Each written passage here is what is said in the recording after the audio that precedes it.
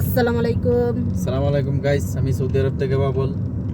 আমার ভিডিওটা যারা দেখতেছেন অবশ্যই একটা লাইক, একটা শেয়ার, একটা কমেন্ট আর চ্যানেলটা অবশ্যই সাবস্ক্রাইব করে দিবেন। কারণ যে কোনো তথ্য জানতে চান সৌদি আরবের বিষয়ে অবশ্যই কমেন্টে জানাবেন। আপনারা আমরা যতটুকু সৌদি পারি আরব ততটুকু চাইবে তাকে সহযোগিতা করব। সৌদি আরব তাইফে আছি। আপনারা যারা সৌদি আরব আসতে চান সবাই ভিডিওটা দেখবেন। আর সৌদি আরবের কি অবস্থা এটা ভিডিওটা দেখলেই আর বুঝতে সৌদি পারবেন। আরবে আপনারা কাপড়ের দোকানের, শপিং মলের কিছু কমেন্ট করেছিলেন। শপিং মলের জানতেছেন শপিং মলের বেতন কত, কি কাজ। শপিং মলের কাজটা দেখেন। শপিং মলের কাজটা হলো আপনার যে গোডাউনতে মালগুলা আছে, আপনি বাসা জানেন না, এই মালগুলা বাচ্চা দিবেন এবং কি আপনি সহযোগিতা করে আইনে দিবেন। আর ফ্লোর ডোর মুছবেন, গ্লাস গোলাস মুছবেন, পরিষ্কারের কাজগুলা। ঠিক আছে, আপনি যদি ইংলিশ পারেন তাহলে আপনি একটু ভাষা জানলে, আরবি জানলে, তখন আপনারা মাল সাজানি দিবে। এইভাবে মালটা এভাবে সাজাইবা, এইভাবে রাখবা। ঠিক আছে, হ্যাঙ্গারের মাধ্যমে এভাবে রাখবা। ঠিক আছে, যারা নতুন লোক আসে তারা আর কি ক্লিন করে, এই যে লোডার মুচ্ছে রাখে আর কাপড় মালটি গোড়ান থেকে আনে। আর যারা বাসা জানে এরা আবার এটি দোকানের মধ্যে সাজাইতেছে। আর যারা আকর ফুল বাসা জানে তারা আবার এই যে বিক্রি করার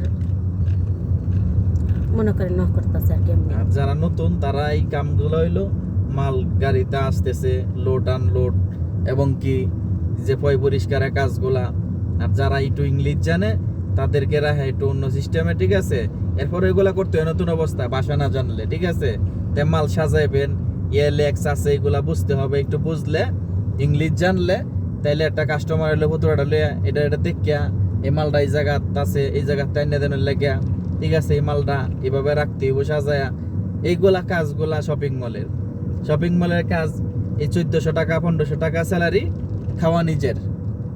তাহারা মালিকের তাহে কিন্তু আর খাওয়া শপিং মলের এই যে চাকরি আপনি দেখেন, সৌদি আরবে আমি কোনো সময় বলবো না সৌদিরা এখন ভিসা দেয় না।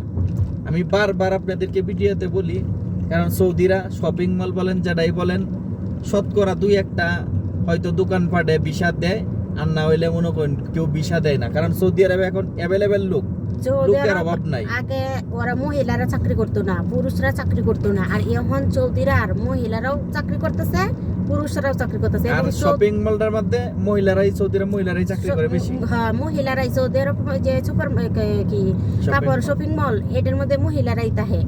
আবার দেখা যাচ্ছে কি এই সৌদি আরব গাড়ি চালানিটা দৌড়া মহিলারা করতেছে।